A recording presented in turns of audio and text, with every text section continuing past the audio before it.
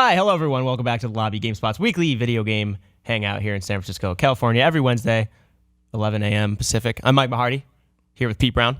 Hello. I was wearing your glasses for a while before. Now my eyes hurt. They hurt? Yeah. Well, the whole thing in the office. The big news in the office this week is that Rob Handler got glasses. He's not wearing them right now, though. Yeah, I'm too afraid. And I'm embarrassing him. No, you're not. It's fine. I left them over there so I don't have to wear them. Kelly Plagge usually sits there. She'll be on in like 15 minutes. But Aaron Sampson brought you on for our XCOM 2 segment today. I'm definitely not Callie. Because I like talking about XCOM 2, as most people probably know by this point. We do have a giveaway today. It's a pretty dank McPiff giveaway, though, so I figured I'd save it for later in the show. It's pretty big, so I'm going to save it for later. But we do have one, so stick around to the end of the show, and then we'll have Shiva tweet it out and everything. But I do have some news items to get through first. Battlefront 2 beta, the dates got announced. It's October 6th to 9th. Unless you pre-order, in which case you can jump in 2 days earlier. You'll be able to play on Naboo, which we saw a lot of at E3. Rob, you played it. Aaron, you played it, I think. Oh, I snuck into that event 3 or 4 times. Yeah. You guys pretty excited for this? Are you going to play the beta? October 6th to 9th. That's a few days before Evil Within 2. It still gives you time to get ready for that October 27th crazy day. You said it was Naboo again, or Theed? Yeah, Galactic Assault or something. It's the or same maybe thing. they're... Yeah. From what I understand, I was reading that briefly. They're also going to we'll have that and everything. One of their dedicated space battle modes. Oh, they're going to have that as well. Okay, cool. How is that working in this game? The space battles are separate like they were in the original Battlefront 2? Yeah, but I feel like they're kind of ramping them up a little bit more. They have each side has like a capital ship that you're trying to destroy. Mm-hmm. And I think one of the major gripes of the last one was that when you're doing those, I forget what they call them, just fighter squadron actually. There isn't much to it. There's oftentimes nothing in the map to utilize as far as cover or obstacles. Mm-hmm. So I think they were stressing that they're going to have asteroid fields and means to maneuver through and get the guy on your 6 off of you. Yeah, we got a lot of the stuff from E3 about the same map and everything, so you guys can go check that out. We talked extensively about it. We had an interview with the devs that came on, a couple of the producers from the title as well. Another good news, I think it's the third week in a row I've been talking about a really successful fundraiser stream. Summer Games Done Quick raised $1.7 million this year. The biggest donation was $20,300. It might have been anonymous. I didn't apologize. I didn't look. Pete Brown donated over 20 grand. But no, whoever that was awesome. And I think they beat their last year total by $500,000 or something. Man, something like that.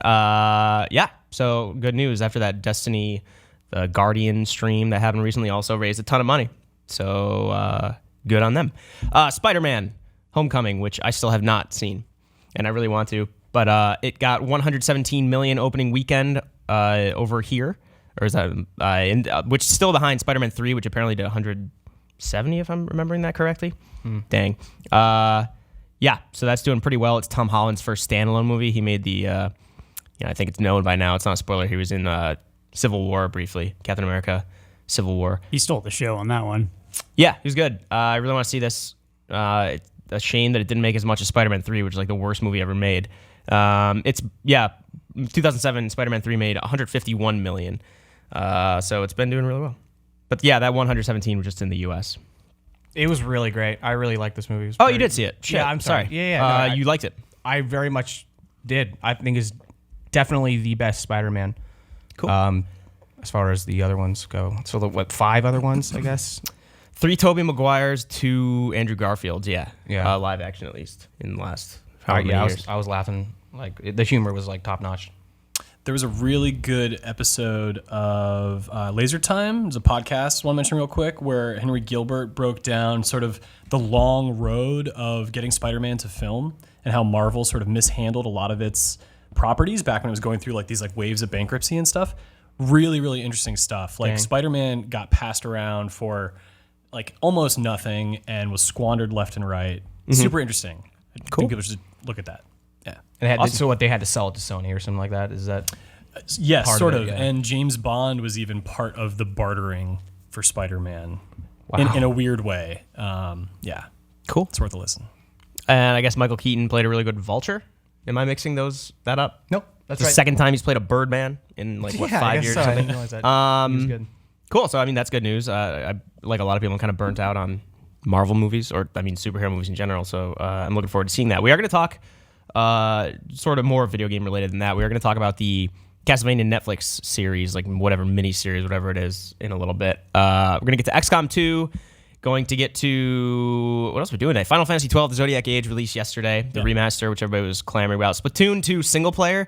We can't talk about the entire game. We'll get to that later. Callie's reviewing it. Her review will be up next week. We could talk fully about it a week from today. But yeah, we'll be getting into a few big games today. But one last news item, and apologies, Jean-Luc. I'm kind of throwing this at you last second, but I forgot that a few of us forgot. We came in the office today. Destiny 2's beta is coming soon. I have a bunch of dates right here. So Destiny 2 PS4 beta early access start time is July 18th, 10 a.m. Pacific. For those who pre-order, so that's how you get early access. Same thing with Battlefront and a lot of other games. Xbox One will be July 19th for those who pre-order at 10 a.m. Destiny 2 open beta start time for all players on all consoles, if you didn't just pre-order, is July 21st at 10 a.m. Pacific. Man, those are a lot of dates. Wait, what's this July 23rd one?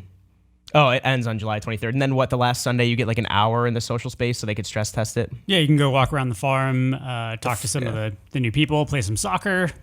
Party. Yeah. Nice. Sweet. Cool. Cool. No PC then, huh? I mean, I guess that's not much of a surprise, right? Since that... Is it not? Or is that You- just you didn't all say- consoles? Does that mean... I don't know, Oh, you no, didn't- sorry. PC date. Yeah, PC beta start time is sometime in August. More to follow. We don't know exactly yet. Yeah. Stay tuned for the giveaway later on the show. Good segue. Cool. Let's get to the show. XCOM 2 War of the Chosen expansion is coming August 29th, same day as Mario plus Rabbids Kingdom Battle. But yeah, Choices. XCOM 2 is an alright game. I mean, Nah, just kidding. Mario It's one of my plus favorite Rabbids. games ever. War of the Chosen expansion. It is War of the Chosen, not Chosen War, right? I'm saying that correctly? yes, there Okay, are cool. there are chosen people hunting you down. Sweet. So you and Miguel, our editor, got to go up to Novato, to 2K's office, hang out with some Firaxis folks, and play the expansion ahead of time, or at least a little bit of it. They gave you kind of a few tidbits from it that's going to be out in August later this summer. But it's super interesting because Jake Solomon, we brought him on our stage show at E3, and he was saying like it's even bigger than Enemy Within, and I think kind of I think Eurogamer did like 112 new things in this expansion, and I watched through it. It's nuts. It's a long list video. It's like 20 minutes, but it's worth watching if you are super interested in all the nitty gritty details. But you actually got hands-on time. You and Miguel, you got to try out a couple of new units. So I want to talk to you like broad strokes. What is this changing from the base game that all of us love so much? Yeah. So War of the Chosen adds 3 new playable classes, the Reaper, Skirmisher, and Templar. We got to play the Reaper and the Skirmisher. Then there's 3 Chosen on the Advent side of things who are basically hunting the commander while you're playing these new classes. And they are like it's Assassin, a Warlock, and there's one other sniper character. I'll have to look up the name. But the interesting thing about that is they're like 3 boss battles that you're essentially doing throughout the game. So they will appear early in the game when you cannot kill them, and they'll try and abduct characters or interrogate characters of yours.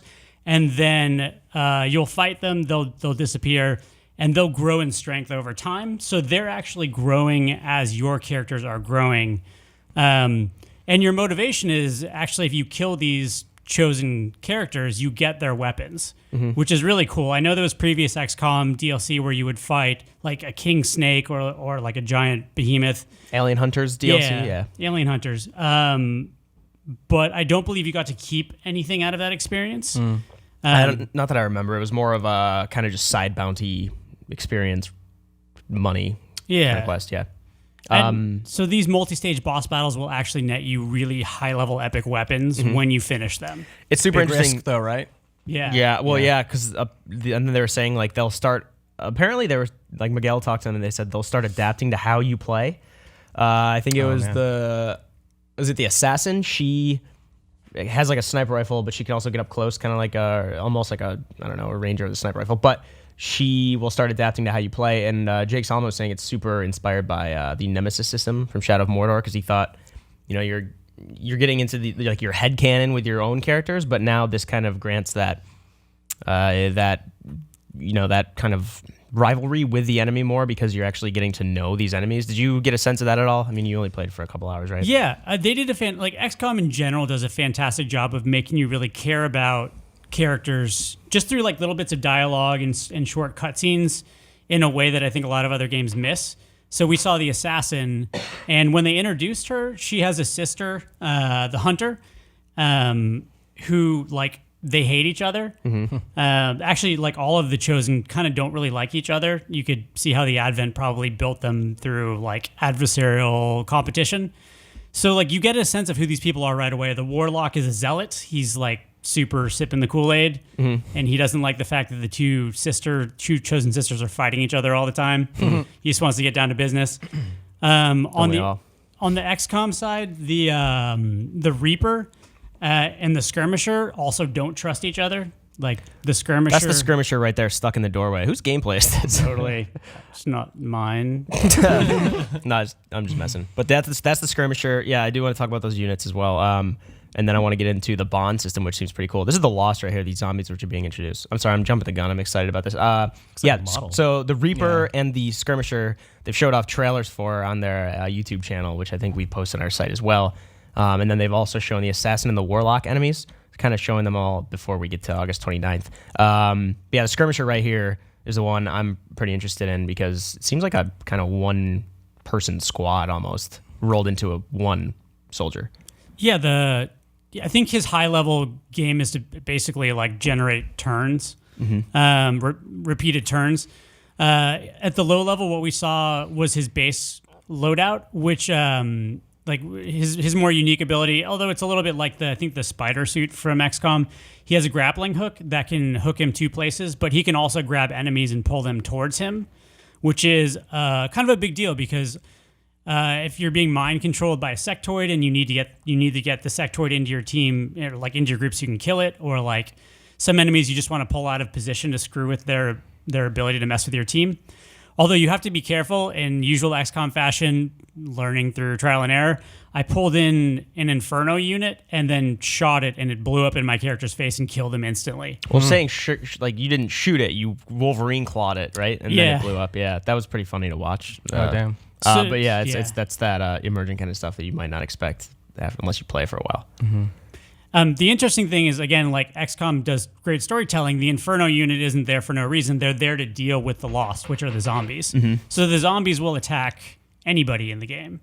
And the Advent have to deal with them also. Which is just a whole another added strategy layer. It's like the Flood and Halo. It's that third faction. Actually, a lot of shooters have that trope. There's like the Lambent and Gears of War. It introduces a third faction, so it's not just one-on-one the whole time. And then, actually, the one thing we're kind of seeing here, whether you realize it or not, is the bond system, which Jake Solomon said was a little bit inspired by Fire Emblem, which XCOM 2, the base game, and XCOM Enemy Within didn't really have these relationships. Like sometimes if one soldier died right next to a rookie, they'd panic and start running around or something, or just not, like they'd freeze up. But now there's actually like these relationships that form between 2 specific soldiers. You got to see a little bit of that, right? Yeah. We kept asking about it as a romance system. They were kind of laughing about that because I think it's a little bit lighter than like a full-on Mass Effect. They're not going to end up in a shower somewhere. Hey, love can bloom on the battlefield. Yeah. Kiss me. The Metal Gear Solid. Yeah. But yeah, the bond system's interesting. Again, like you already care about your characters in XCOM just through the stories you tell yourself, and having 2 characters who are basically in love with each other makes it that much more meaningful. They get stat bonuses if they stay next to each other, and they also can do things like the Reaper, the Skirmisher got kidnapped in our game by the Assassin. And in a subsequent mission, we had to go rescue him. And I did that classic mistake where you jam somebody in a doorway and they run out of turns. Yeah. And you're just hosed. So early on in the bond system, if your bond mate is there, they can actually just give you an extra turn. Be like, hey, honey, get the hell out of that doorway. I need to go rescue this dude. But if you've played enough XCOM, you know it's a huge deal to get an extra action. Yeah. Getting that doorway or a lot jam, of strategy games, that doorway jam can be life and death if you make that mistake. Yeah.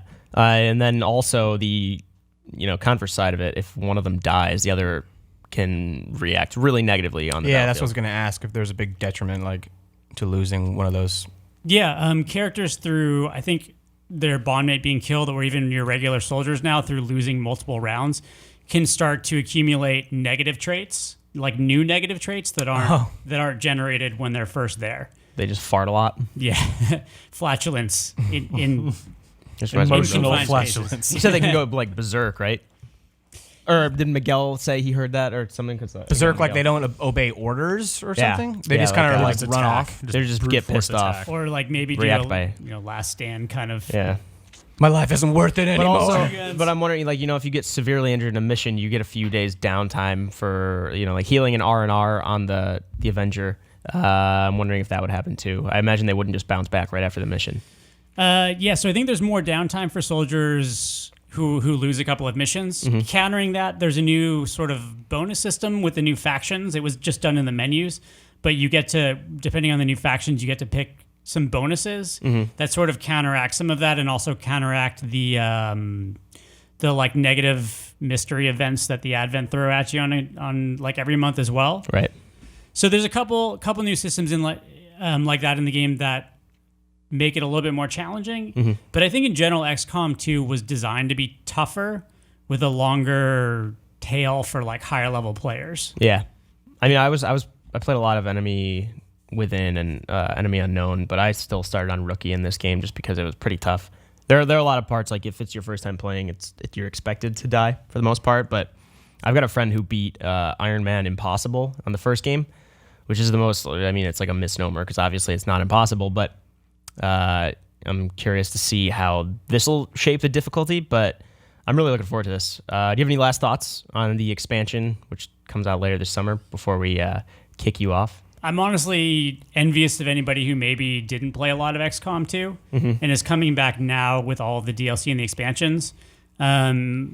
Enemy Within was the same kind of thing. It's one of those games where it's almost good if you haven't played too much of it because now you're getting the full, I think, vision of what that game can be. All this sort of stuff like on the battlefield that extends to the main XCOM 2 game? Yeah. Okay, cool. Yeah, it's a full expansion, not just DLC. So you'll get, I'm assuming if you get this, you'll also get Shen's Last Gift, which gets you the robots, Anarchy's Children, which is more aesthetic stuff, which doesn't matter as much because this game has a really, really fleshed out modding community, which we had a really interesting conversation with Jake Solomon on our lobby stage at the show about like what role does DLC or an expansion play in a game that, like, Long War is the biggest mod I can imagine. That's like a full expansion in itself. And that's how I prefer to play the game now is Long War. I don't know if you've checked it out for the second game yet. It just makes it really hard. There's like 6 more soldier classes.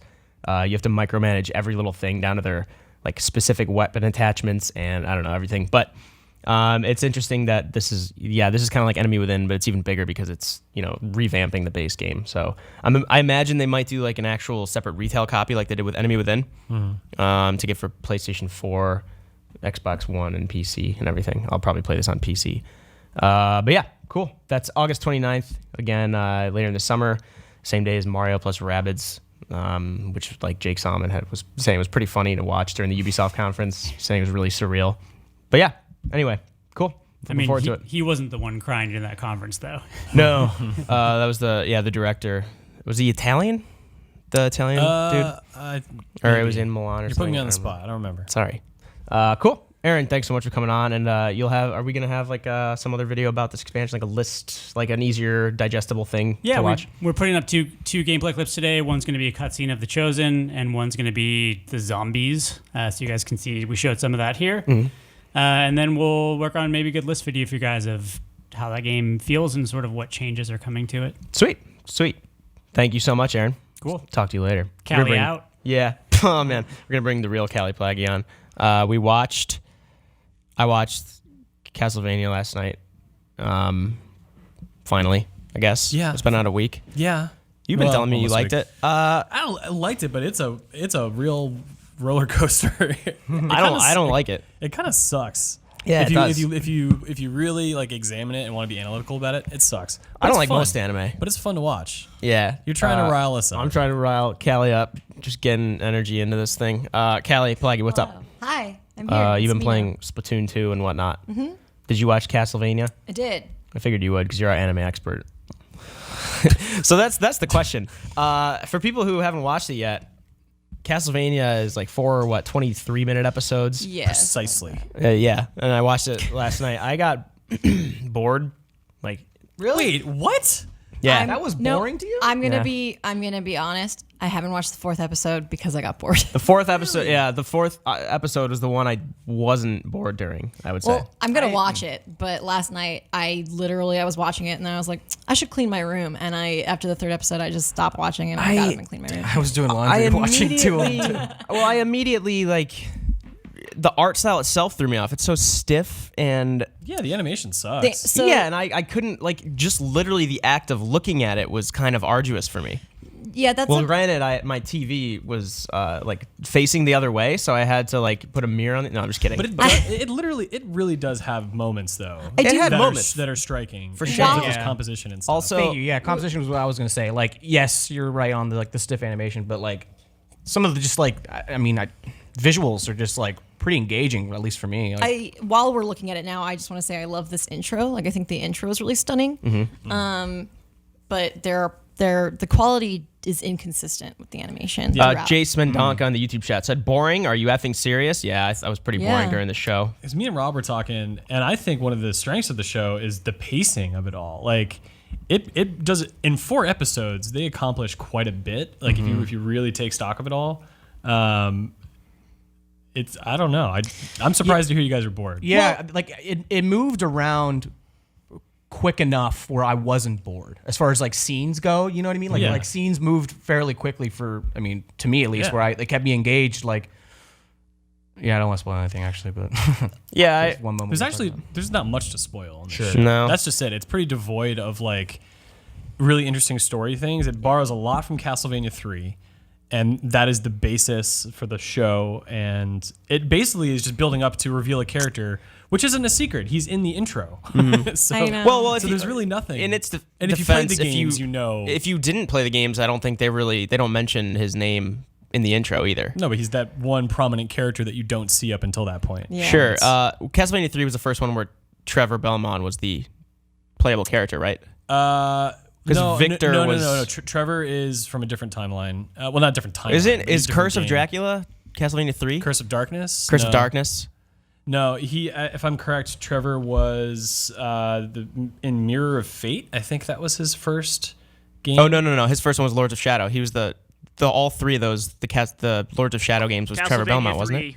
Huh? It's That was Castlevania Trevor? 3. Yeah. No, then it wasn't. It was not. I the same. Wikipedia'd this last night. Mirrors of Fate was a different character for sure. Okay, but Trevor's first appearance, or at least first playable appearance, was Castlevania 3. I thought that was somebody else. Okay. So anyway, Anyway, I really like the series. Obviously, my memory's shoddy, but there was a lot of fan service in this, I guess. The best compliment I can give it is it made me really, really want to play like Symphony soon again, as in like later this week. You're not going to play it later this week. I'm super going to play it You've later. been talking about playing that game for like months. I've been talking about playing Final Fantasy Tactics for months, but like Symphony Night I've played numerous times before, but...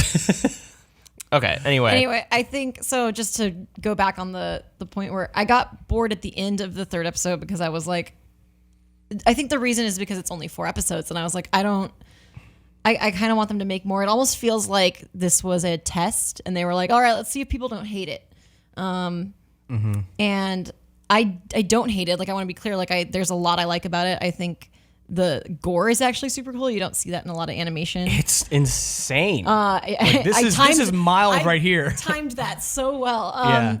But That's the one. Anyways, sorry. people get eviscerated, and you don't see that in animation a lot. And so there's a lot to like about it. It felt like, all right, that was the teaser to the real series almost. And I know there is going to be a second season. I will continue to watch it. I just didn't feel the need to finish it like right then and there. I had other stuff to do, kind of thing. It did feel...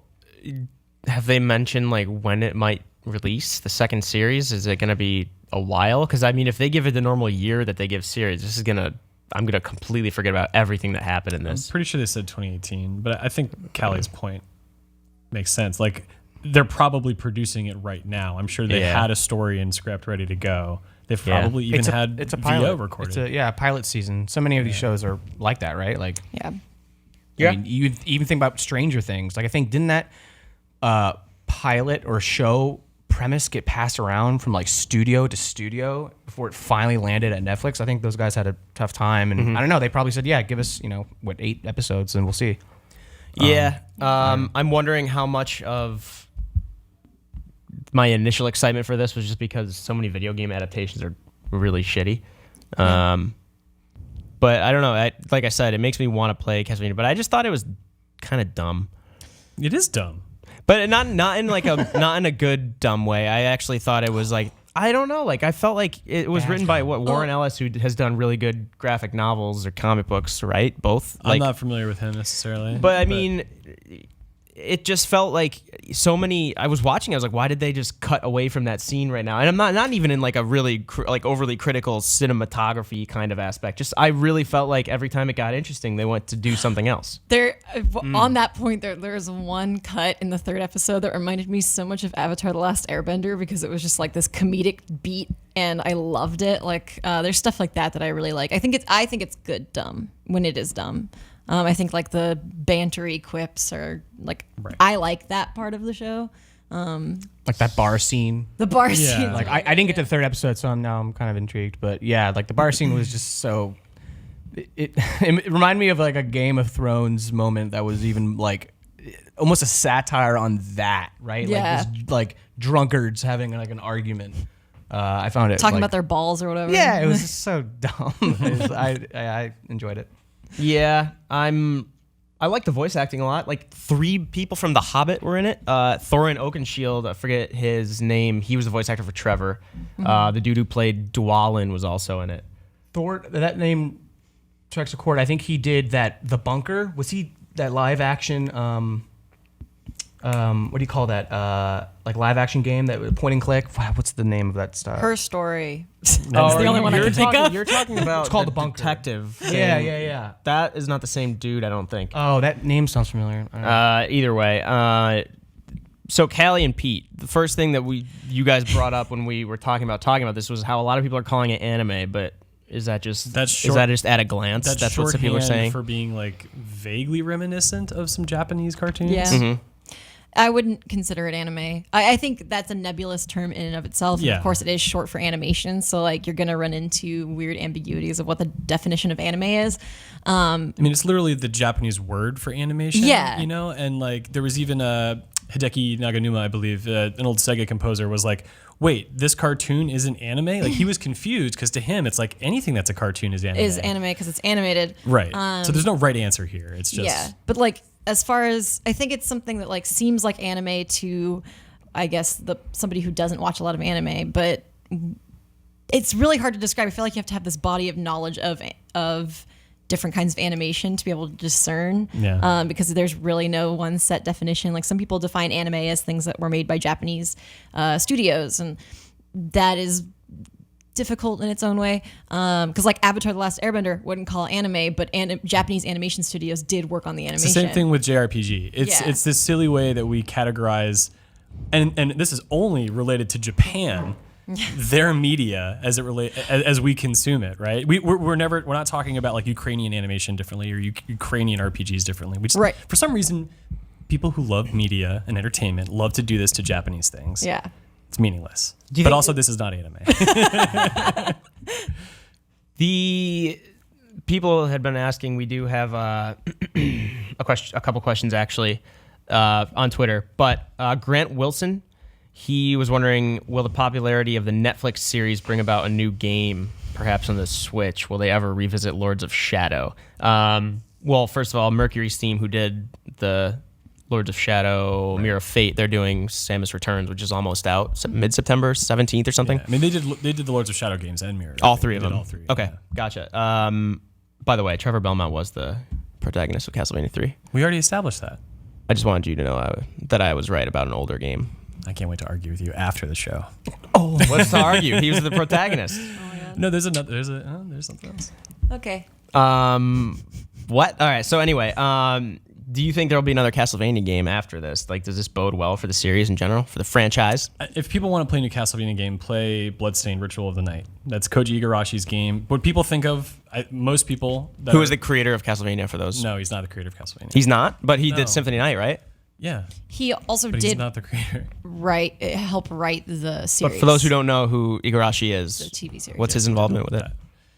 He's making a game that's basically Symphony of the Night in 2.5D. That's his mission. He stated, I'm making the sort of games like I used to at the company I used to work for, so look forward to that. So you You can play those games. I don't think you're going to see another game like Lords of Shadow because, again, Mercury Steam is sort of out of that business. We might see a new Castlevania game, but probably not one I'd want to play. Like, At I don't least- know. Yeah. I don't know if the success. I mean, to answer the question, like, I don't think the success of this show would necessarily warrant another game. Like, I don't know. there's if they Iga. would, I don't know if those are like 1-to-1. You know what I mean? Yeah. I think Konami is certainly trying their hand at a lot of different things right now. The photo you is know what excellent. I mean? So like, they're a diverse questions. company anyway. They make a lot of their money on like fitness equipment in Japan. So maybe they'll just rest on their laurels and say Castlevania is an entertainment property. Right. Because as a game, I don't know. It's hard to know what the series has left to say. Yeah. Why is it that we're excited for like Metroid? Just because we haven't seen a good Metroid since like the Primes? Is Yeah. that the, yeah? Yeah, Sure. Metroid's been oft neglected, right? I would argue we haven't seen a good Castlevania. I didn't really like Lords of Shadow. I thought the first one was pretty good. But they're not Castlevania. I mean, that's the thing. Is like we're calling them Castlevania games, but they're so different. I mean, you really need to come with. And I'm sure you had the right expectations, right? But like, I can't even. I feel weird talking about them in the same breath. Yeah, I was gonna say like the Lords of Shadow games are much more different from the older style of Castlevania games than like Metroid Prime trilogy is from Right. the Metroid games, because Metroid Prime is actually still maintains a similar structure. It's just 3D. Yeah. Lords of Shadow are actually like linear Devil May Cry, kind of God of War, Cinematic. third-person action character games. But it's also, we got like the Witcher Netflix series coming out, which will be live action and everything. right. Which obviously like that was in development now, or that was in production, like probably like before Castlevania, or at least simultaneously. It's not like this sparked. It's not like Castlevania sparked this Right, Netflix Castlevania's- original fad, right? It's been in the works for like 10 years or something. We have an article about it on GameSpot. Castlevania's been in the works 10 years. Yeah. Oh, shit. According to Mike Rougeau, our new entertainment editor, you should check out the article. Damn, 10 years is a while. Yeah. Thanks. My input for the last 5 minutes. That's like almost a decade. That's close. Yeah, that is actually. I'm excited for The Witcher. I saw the author was saying that he's excited for the characters to finally be done justice, because he's not a fan of the video games. Yeah. Which, like if you play the games, or at least I've played 2 and 3, and I thought they were pretty great in terms of characterization. But Man, CG for that series is gonna make or break it for me. Like, I feel like that's so much of a budget. You know what I mean? And like, if you don't like pay attention to it, I don't know. Like, it just, I would like dismiss it. You know what I mean? Like, Yeah, it's like you almost need a Game of Thrones like budget for like certain Yeah. things in that series. I don't Yeah, know and how like- you do that. and I think Game of Thrones, for the most part, they'll time their CG nicely, where they'll go all out for that brief, like, I don't know, feels like maybe 30 seconds per episode, like if that. Yeah. But you think about The Witcher, I mean, I feel like, for the games, like half of the experience is like slaying monsters. Like, But there's also a lot of really interesting environmental stuff that's really dark Yeah. and kind of otherworldly. Like, that's a great opportunity for practical effects, I think. And like Yeah. the sexy stuff. Yeah. and the sexy, There's the sexy stuff. the unicorn. The unicorn, yeah. I mean, it better. That'd be a nice little Easter egg, right? all right, so Castlevania Netflix. There's 4 20-minute episodes you can go watch right now. I guess let me know what you think, because I didn't really like it, but I don't know. I'm It's excited. bad, I'm but excited for watch more. it. I think it got. You didn't like it, but you're excited for more? Yeah, because I think it got good right as it ended. But of course, like you guys said, it like to your point, it was like more of a pilot and kind of proof of concept, I guess, in a way. Even though, I think our expectations were just a little bit lower because it's a video game adaptation. Yeah. What's the next one? Sorry to cut you off. What were you saying? Oh, I was just gonna say, as far as video game adaptations go, I really liked it, and I liked it in general. But Yeah. it was brief. All right. Anyway. So, well, what's next? Assassin's Creed, right? Yeah, that's great. Is that like confirmed? Like in the works? pretty sure it's. What do you mean? What's next after The Witcher? Well, am I wrong? No, saying no, no. that? It's Didn't it, they- it you're should right. be. I feel like it was estimated for 2018, but I could be wrong on that. But I'm pretty sure that's in the works. Okay. But we don't know that much about it. It's like, oh, it's in the Assassin's Creed universe, and it's featuring an original story. Yeah, It's what like, does that even The mean? Assassin's Creed universe is just history. Like, what is that? You don't know anything about that. It takes place in 2675. It's an Assassin's Creed story, and then you see Desmond. Oh no, Desmond. No, He's like, I'm I back. almost. All right, enough of Assassin's Creed spoilers. We also have been playing Final Fantasy XII: Zodiac Age A little bit, yeah. remaster. Miguel There's played a good lot of s- it. Miguel Concepcion reviewed it, gave it a 9 out of 10. It's a remaster of the 2006 6 or 7. PS2 game. You said 2006. sex. 2006. Sorry. always on the That's mind. the name of a good movie that According to hasn't been Freud, made I yet. think of it every 2 seconds. What'd you say? That's the name of a good movie that hasn't been made yet. 2000 sex. Yeah. 2000 sacks. It was the year 2000 sex. Let's do this. Literally. Movie or porno? Porn can be movie. Just like Papa Roach playing the entire time. You played a little Cut bit my of life it, into pieces, and this right? was you said you only played a couple of hours back in the original. So Yeah. the Zodiac Age is kind of exciting for you. Yeah. What makes this game interesting? From what I understand, you can automate the entire game. It's so cool. It's like programming. Like you can write, Yeah. you If can then- write scripts for. Like this is the coolest thing because I've never played a Final Fantasy, and I find this just super interesting on the basis of like, oh my god, you can write like a recurring script for your NPCs, and that's just like the nerdiest thing I could say about it is. Yeah, you can- well, and it's for you. It's for your main Yeah. character as well. Yeah, You can- But you can- so combat specifically. Yeah. But then you can also issue commands if you want. Yeah, So but it's a hybrid. like you can grind that way. Like I feel like it can help take Right. away the grinding. They added 4 times speed, so if you write your scripts correctly, you could pretty much grind without having to do anything. You could do something else, which is so cool. Like Like, if you- laundry. Watch these chocobos walk at I know an it's amazing weird. gait. If you Oh, like you script an account for 4 times speed? no, no. 4 times speed is just a setting. But You if you script the write, character's you reactions script and everything. you Okay, script never a battle script. So, So you're basically, like, like, if there's a- oh, if this, then heal my Got it. team. Yeah, I guess to be clear, it's like a kind of like if then sort of statements. If you're Yeah. familiar with like programming at all, but like Got it. That's cool. yeah, I think it's really really cool. But if you don't like grinding, I actually do like grinding, so I don't know how much I would use it. But it takes that away essentially, which is really cool. What's going on in the story? Well, that's a Peter joint. I don't know. So I haven't finished the game. I've only played like a first couple hours, like a few times. But essentially, there's 2 major warring countries, and there's 2 smaller countries sort of caught in the middle, and they're trying to negotiate where they fall, on that side of the battle. And some people get framed, and so your party is sort of there that's trying to like, I think, fix the war for the 2 smaller nations, and essentially get out unscathed. And they represent royalty. They represent, military generals, commoners, like stuff like that. It's like a good mix. I have been told that the characters are very Star Wars esque. Yeah, there's a lot of sort of Star Warsy tropes going on here. I'm cool with that. This is the Star Wars of Final Fantasies. Yeah. Yeah, Like what? Like What? like the Oh. characters, like there's a Luke parallel and a Han parallel. Right. and- Well, aren't they just Jesus parallels? well, sure. I mean, Oh, do you want to talk to our sorry. audience about Jesus right now? yeah, you want to talk about a lot have of an things in important fiction message. are Jesus parallels, but we don't have to get into that right now. Yeah. But okay, here's my major question. What does it say about a game that there are so many ways you can just not play it? Like Well, automating everything. I know that's super reductive, but playing devil's advocate, why would I want to get into a game that I it's fun because I am not actually actively involved with it? I mean, that is a very good question. I think the appeal for me, knowing that and not necessarily loving it, is that it's sort of made by a team that made a lot of very interesting pivots for Final Fantasy, and I like what they've done in a lot of ways, also outside of the series. So I know there's a body of work that has sort of influenced this, and I really just want to see where it goes because I really like the body of work that came before it from the people involved. Yeah. For me, I think the coolest thing about writing scripts is watching them successfully execute.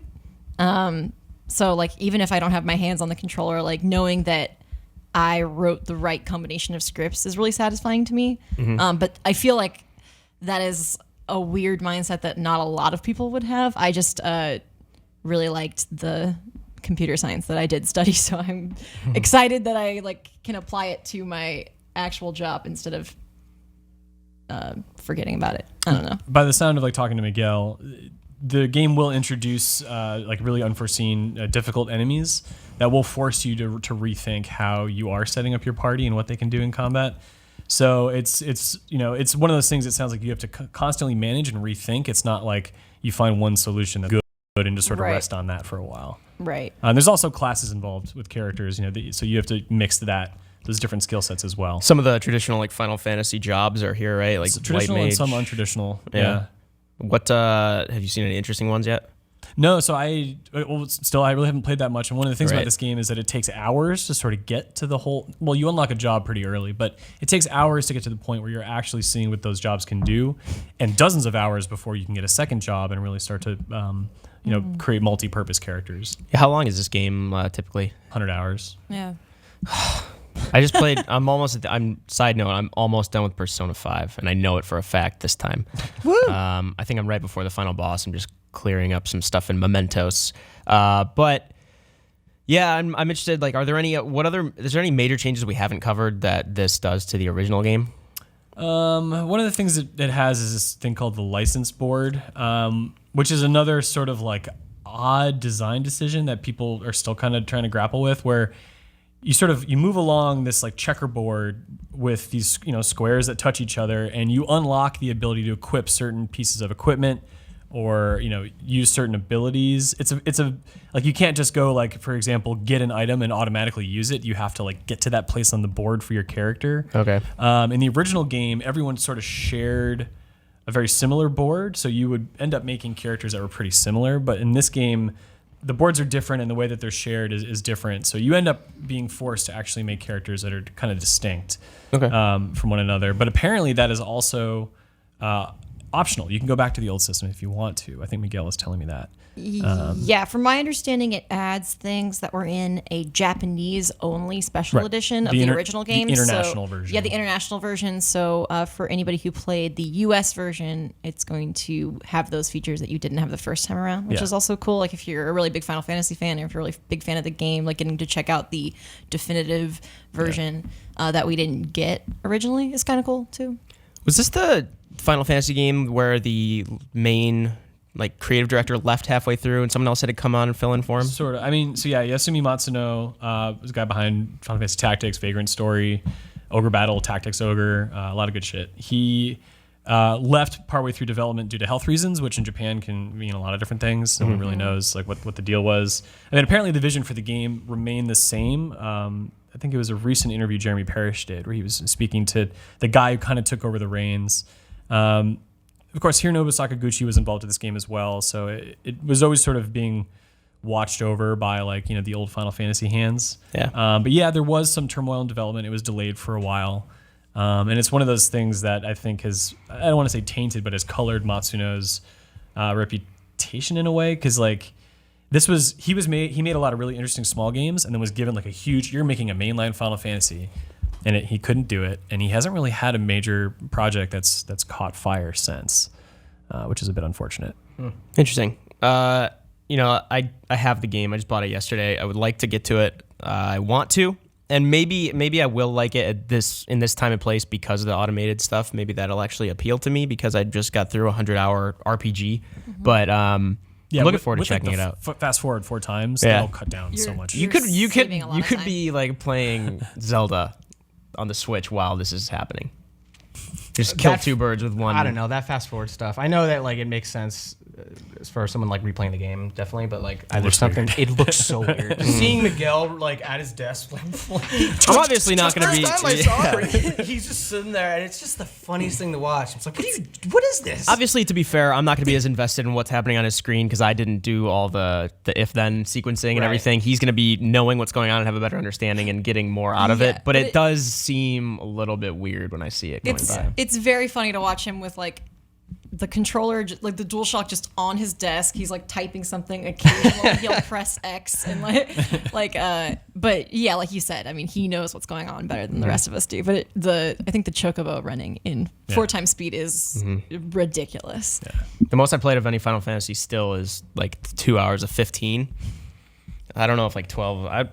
Would you even? No, I don't want to talk about tactics. Never mind. All right, cool. Any last thoughts on Final Fantasy XII: The Zodiac Age? Are you going to play more of it this week, do you think? Yeah, I think so. It's cool. Things are a little bit quiet right now, so I'll take advantage of that and play a game that will not be up for Game of the Year. So I still need to play Persona and Nier. No, I'm saying 12 because we don't do remasters for Game of the Year. Yeah. Oh, gotcha. I thought you were just insulting it.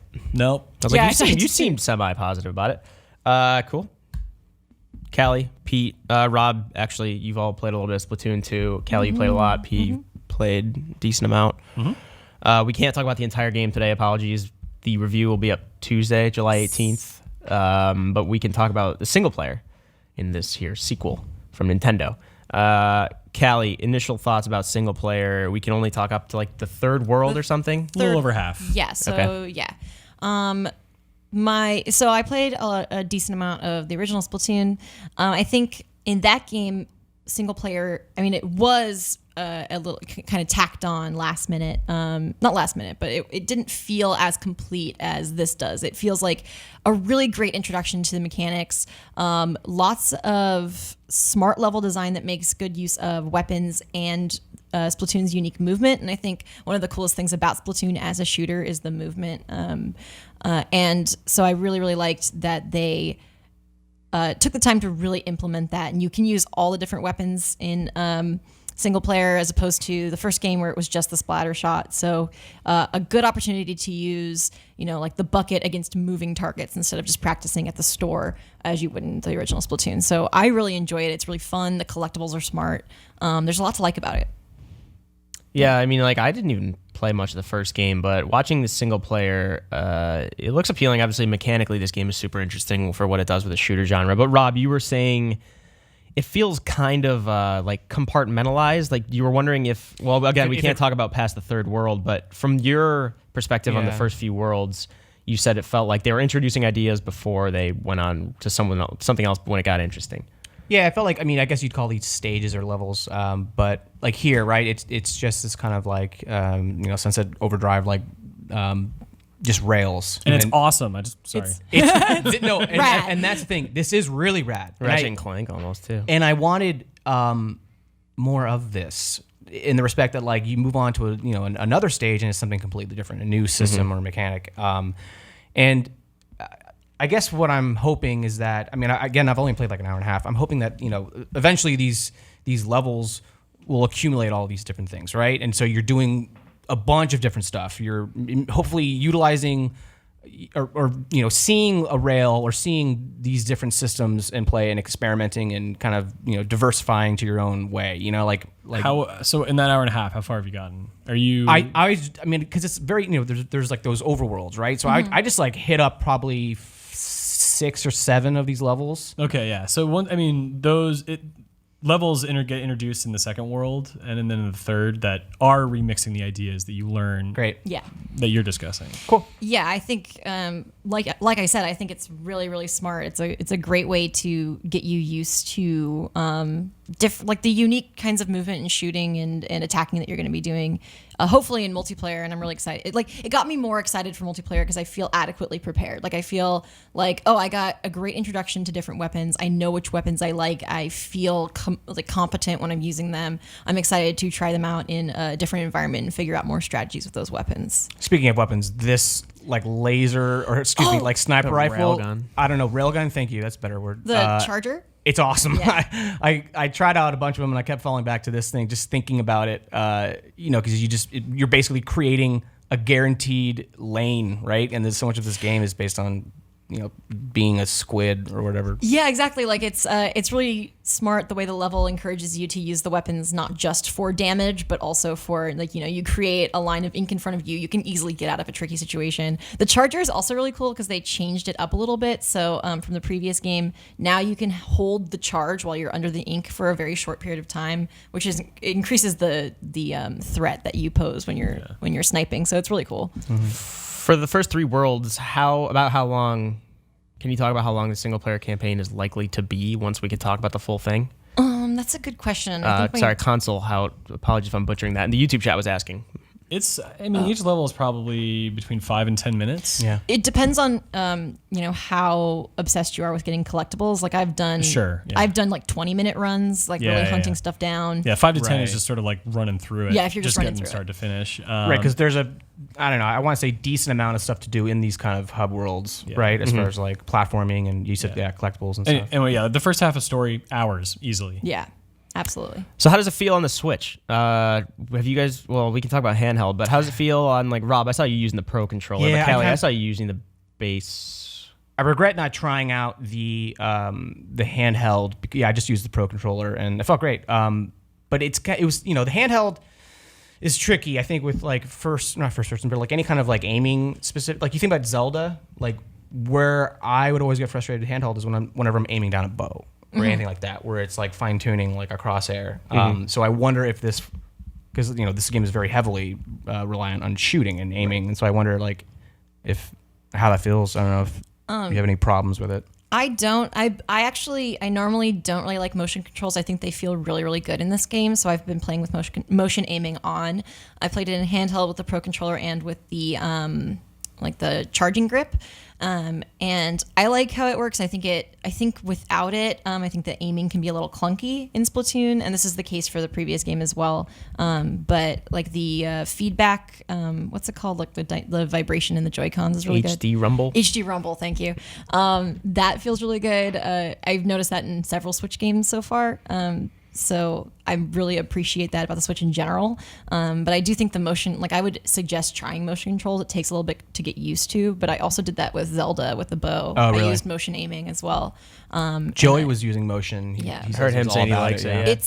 I think it really increases your speed and effectiveness with a weapon, especially in Splatoon, because you're going to be doing a lot of moving and shooting in conjunction. And because the movement is so weird and you're like going under the ink, it really helps to streamline that process, I think, is what makes it work in Splatoon. So I would suggest trying that if you're like hesitant on motion controls for Cool. sure. Yeah, I should try that. From your impressions so far, people were asking, we actually do have a Twitter question that kind of reflects this. So Matt of the Wild, otherwise known as Bokoblin Guts on Twitter, was saying, Love it. do the little tweaks in Splatoon make it a substantial sequel? So this is something that we were wondering. I think maybe it stems from the fact that when we first saw that trailer during that initial Nintendo Switch Direct, we thought it was just going to be Splatoon Deluxe, kind of like what they did with Mario Kart. Yeah. Does this feel so far like a substantial sequel? I think a lot of things you touched on make it sound like it is, but I think a lot of people were kind of wondering that. Yeah, I think it's tricky. I think I need to have more experience. I mean, any experience with the multiplayer to really say definitively. I think like so far for the first 3 worlds at least, the single player feels like it could have been an upgrade, like with Mario Kart 8 Deluxe, where they upgraded battle mode. It wasn't a sequel, Mario Kart. It was just we fixed this one mode that was underdeveloped.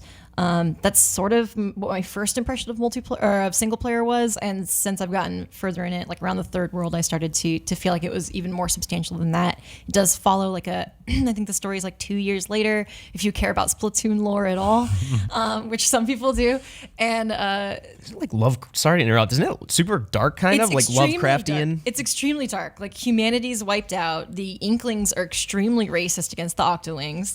The Octolings the Octolings inhabit the ruins of human civilization, and the Inklings have their own civilization. So a lot of the levels you see are in like Octoling Ruins. like human ruins. There's cars now. There's cars in this game that I was like, I've never seen cars in Splatoon before, which doesn't make it a substantial sequel. But Just a pool of ink in the car. you can ink up the car, yeah. Yeah, I mean, there's definitely a lot there. I think the weapon tweaks are also more substantial than they seem on the surface, especially, again, I can't know this until I try multiplayer, but like, I think your strategy is going to shift if you played a lot of multiplayer based on the small tweaks. Like the charger is more threatening in some ways. The dualies are a new weapon that adds a lot of movement. You can kind of do a dodge roll with the dualies. So with that in mind, I think once we play a little more multiplayer, I'll have a better answer for that. But it seems like there's a multitude of small changes that actually make a big impact from what I've seen. To use Splatoon lingo, it feels fresh. Is that Splatoon lingo? Stay fresh. Maybe it was because, like, after hearing you talk about it, I think because during that Nintendo Direct, the things they chose to focus on were like, oh, you could dual wield weapons now. Right. It seemed like they focused on these really minute things, and maybe that's why. But if you think about that in the context of a game like Splatoon, which is so kind of innovative and different in its own right, those little changes play out in ways you probably didn't expect. It's such a mechanic heavy game, or maybe it's because the mechanics are so kind of novel for that genre, especially. Right. So it still feels fresh, again, to put it that way. Sure. They have a new so the hosts are like Callie and Marie, right? Which is really weird because I never encounter any other Callies, so I'm like, whoa. But they have new ones, and they say it's like stay off the hook or something like that. Don't get cooked, stay off the hook or something like that. I just got the whole Callie Marie thing like yesterday. I Like didn't- calamari? Yes, I didn't play it up. I just got it now. Really? Saw someone tweeting about it. I was like, gotcha. Yeah. Like, Squid ponds. Was that Yeah. another thing you just figured out recently? what was the other thing? There was something. Oh yeah, oh man, what was it? I don't know. I'll think of it while you're talking more about Splatoon 2. I don't want to derail it completely, but have you played much multiplayer yet, or have they not even opened like servers? or That anything? hasn't been open yet. Gotcha. Okay. Cool. Yeah. And that'll be what in a day or two, Yeah, I maybe. think that's Open soon. betas. Or is There's beta? There's a thing this weekend. there's an open one this or like the weekend. developers hosting stuff for Yeah. reviewers. right. Okay. Earlier. Yeah, there's like early stuff, but there's a global like open one on I think Saturday. Okay. Oh, it was the Beatles. I didn't Oh. get the Beatles pun. Yeah. BEAT. You did yes. tell me Yeah. you got Flight of the Conchords. Yeah, I got that, but You I got that didn't. one, but I you didn't didn't. get the Wait, what is the Beatles. Flight of the Conchords one? I'm just kidding. Yes, but no, but the Beatles one took me a while to get, but that wasn't recently. That was like 5 years ago. Still a long time. So Splatoon 2 so far from what you played feels like a sequel, and it's weird to even like level that question at this game because you could say that about a lot of sequels. Yeah. I've had really interesting conversations recently with developers saying making a sequel is harder than making an original game. At least like trying to please people, but also not stray too far. Seems like this is doing a good job so far. Yeah, I mean it's I think it's hard to make a sequel for something that isn't like super plot based. Right, Because when you exactly. make a sequel to something with a plot, you're just continuing the plot. I think a sequel to something that's all mechanics is a little harder, and I think they've done a good job at iterating upon those unique novel mechanics that we talked about. Cool. I have a question. The roller weapon. Why? Like I what's like the game mode? I never played the first one, the multiplayer mode where it's like Team Deathmatch. Turf War. Turf War. Yeah. So that obviously has use there, but like in the single player, is it a good weapon? Yeah. Yeah. Yeah. So I mean, Can you shoot?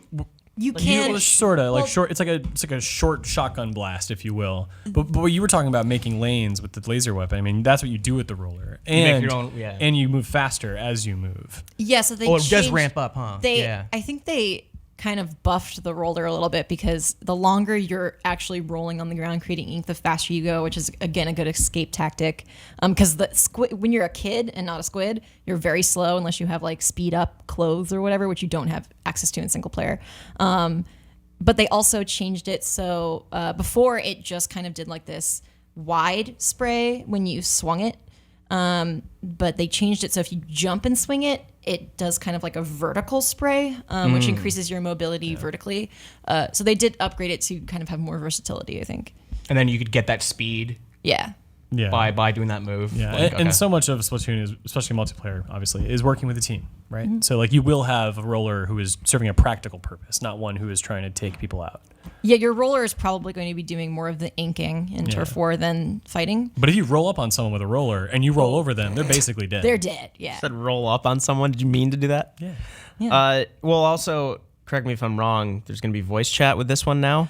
Yeah, but Not it's the gonna, first just game? use a different service. You have to like buy this weird adapter for your phone. It's I'm- dumb. It's I'm not through so the game frustrated. itself. I'm so frustrated because that was the biggest thing missing for me in Splatoon, the original Splatoon, was this is a team-based thing. If you're gonna like, you can't have 3 rollers on your team. Like, you're not gonna do well. You need to be able to coordinate, and so I hate that there's this complicated workaround. I will give it a shot, Yeah. Cool. but But you won't be able to, not before the review, because I- the thing right. comes out like after it the comes fact. out Damn. like the launch day or something. So Shit. rip. So all in all, another promising entry for the Nintendo Switch, right? I mean, we got Mario plus Rabbids coming out August 29th. What else am I missing the rest of the year? Mario Odyssey. Mario Odyssey, a October big one. 27th. I want to Xenoblade talk about Chronicles. October 27th. And is it Xenoblade Chronicles 2? Right, full sequel.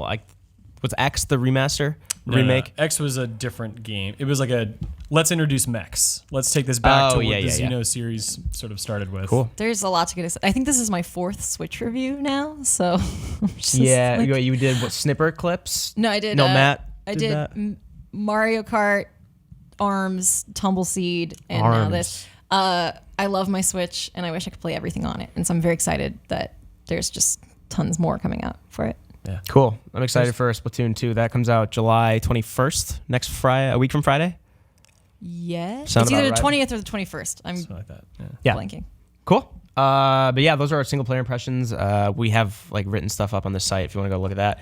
We'll talk more about it next Wednesday in the lobby, but Callie, your review will be up Tuesday. What time do you know offhand? 8 a.m. I think. 8 a.m. Pacific. If you want to get more in depth throughout the whole game after she plays much more multiplayer over the weekend. Cool. Speaking of October 27th, Mario Odyssey. It was actually kind of funny. I was telling you, Polygon put up like a survival guide for that day because it's Mario Odyssey, Assassin's Creed Origins, Wolfenstein 2, the new Stranger Things season, Yeah. That that new was weird such- Cloverfield movie. Such a clever It'll article. probably get delayed. Yeah. Really? Yeah. At this point? We haven't seen anything. But did we see much for 10 Cloverfield Lane? And they got delayed. Oh, good point. Okay. I liked 10 Cloverfield Lane a lot. I did too. I love that movie. Nothing to do with the J.J. Abrams, right? No, aside from- totally to do with the J.J. Abrams. Yeah, like it's a 100. trilogy. Liar. You liar. Anyway, Well, that I was I was day's reading about it on packed. Variety this Aside morning. from J.J. Abrams, right? I don't think anything. But the more you It's a Cloverfield. look, I don't want to talk about that movie because it's super spoiler heavy. No one knows what that movie is, right? I was reading a Variety article this morning. It's a series of movies. They're connected. Interesting. Okay. But yeah, October 27th. Actually, I want to get your take. What game are you going to play first out of those three? I have a strategy figured out. Okay, well, let's hear yours first. Me first? Okay. Wolfenstein 2, do that right away. Done. Because call.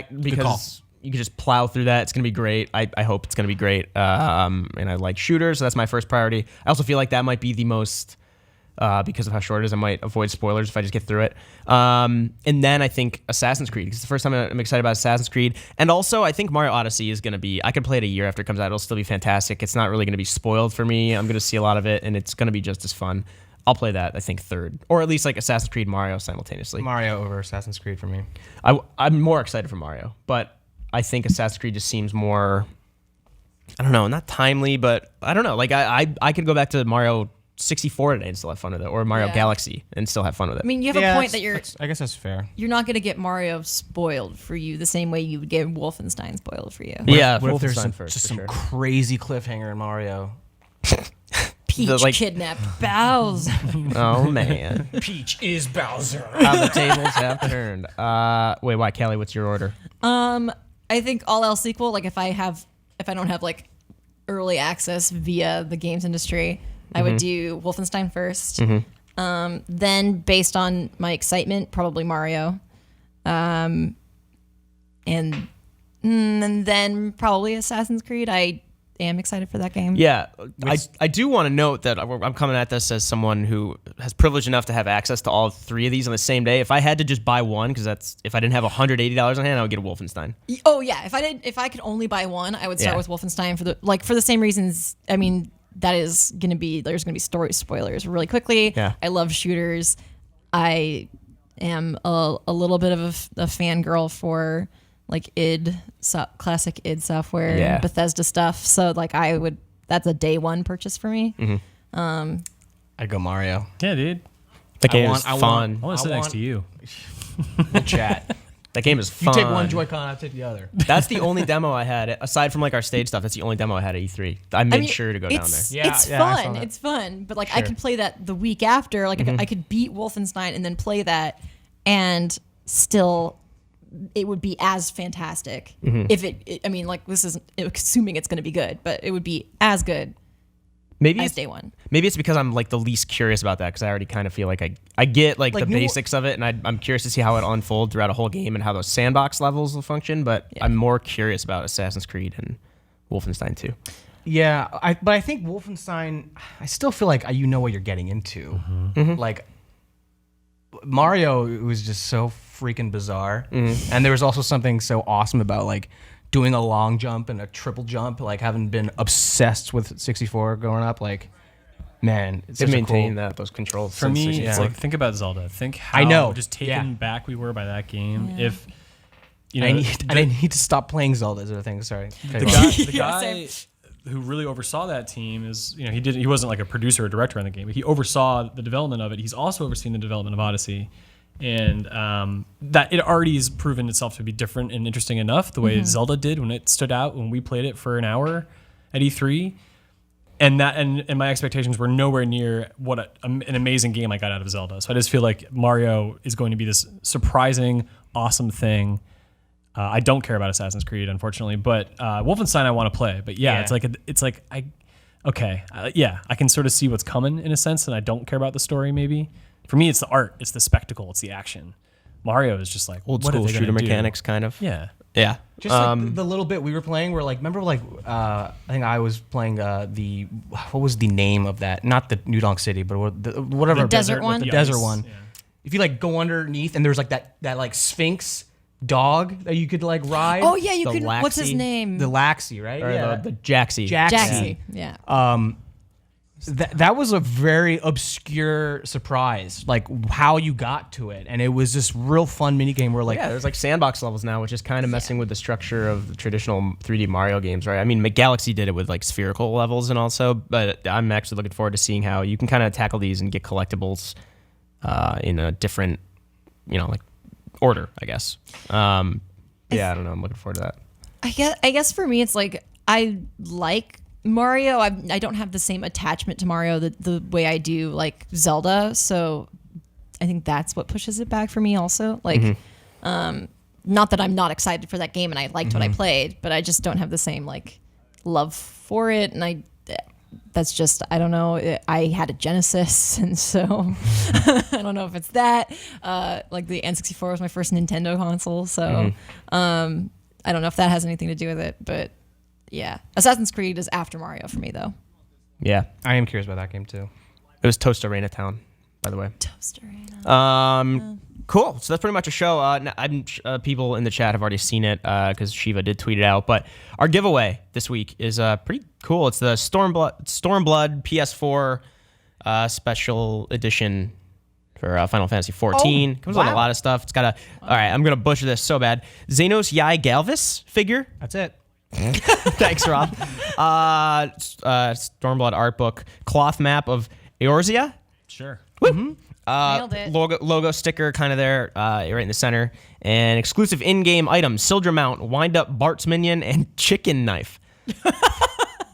So, Chicken knife sounds useful and tasty. So Shiva... Knife you can eat.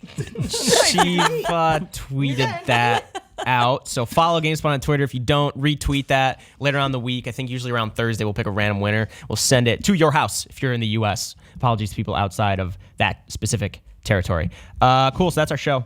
As always, thank you to people in the back. Jean-Luc, Saibkey, Richard Lee, Eric Tay for producing the show. Thank you all for joining me. We'll be back next time, Wednesday, 11 a.m. Pacific. As always, see you guys then.